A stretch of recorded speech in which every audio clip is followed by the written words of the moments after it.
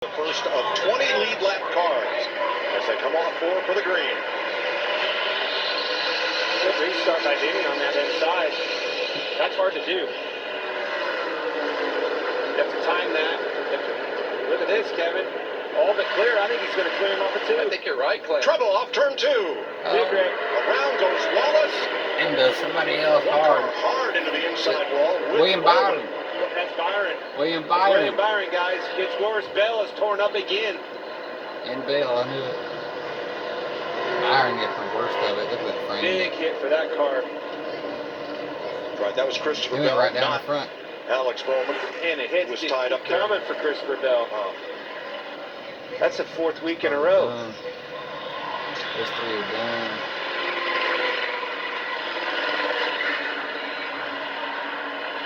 Well, we've seen that so many times off of turn 2.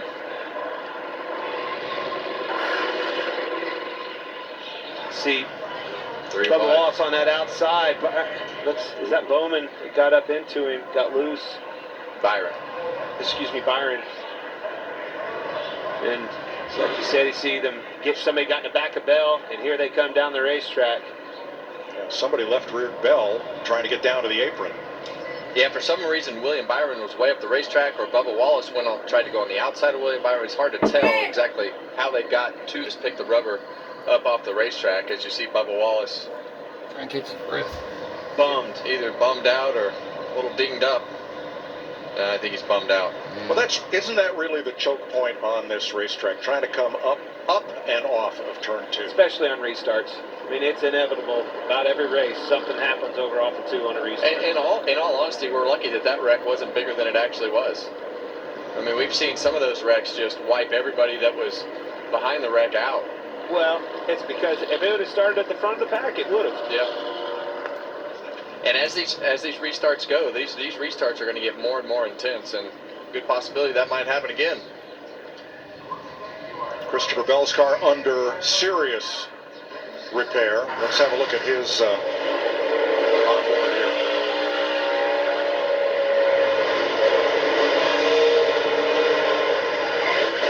He got ran over from behind. Yeah, you could hear the rear brakes locking up right there as he was trying to slow down. You could hear the clanking of the back of the car.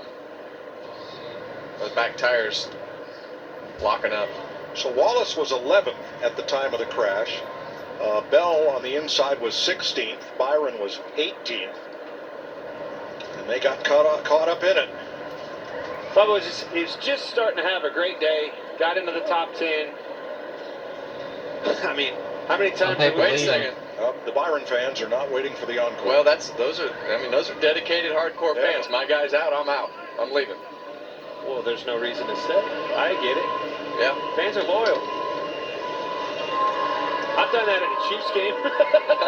That's the only thing I'm a fan of. We're getting beat. We're headed to the house. With tail between our legs.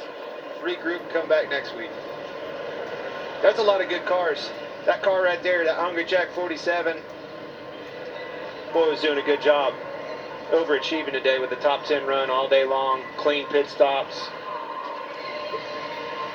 You see Christopher Bell get out of his car. They've decided to retire that car for the day. I felt like Christopher Bell had a good car. I mean, he worked his way through the field a couple times. He was okay. Started the weekend off not so good. Yeah. Had trouble yesterday. Dug themselves a hole and just, as you said, had a good car. Was able to pass cars, but just couldn't get out of the hole. Got collected in because of it.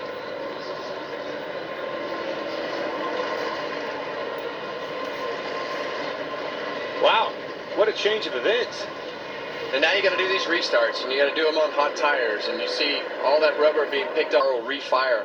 Denny Hamlin did a great job of that last time on used tires. So Christopher Bell joins William Byron and Bubba Wallace out of race in this crash at lap 330. Looks like we're going to have some new faces in the top 10 this week. Best finish the season 2 weeks ago at Texas were these 5 drivers. And last week at Talladega, 6 drivers got their best finish of the season. 33 different drivers have finished in the top 10. That's the most through 10 races in more than a decade. with Daniel Hamrick up there, and a few others like Allmendinger kind of working there. Might add a few to that list.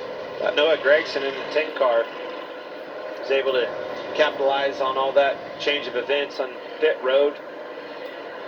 He's had a good day.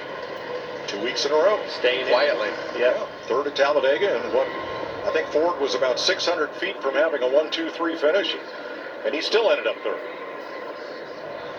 Well, Noah's done a great job. He and Drew Blickensturfer have done a great job of just being consistent, just clicking away, grinding away at putting themselves in a position to get a top 10, put themselves in position to run in the top 5 at the end of last week's race and have a chance to win that race if it just plays out his way. You got to be around in order to and in position to win these races because you just never know how the end of these things are going to play out.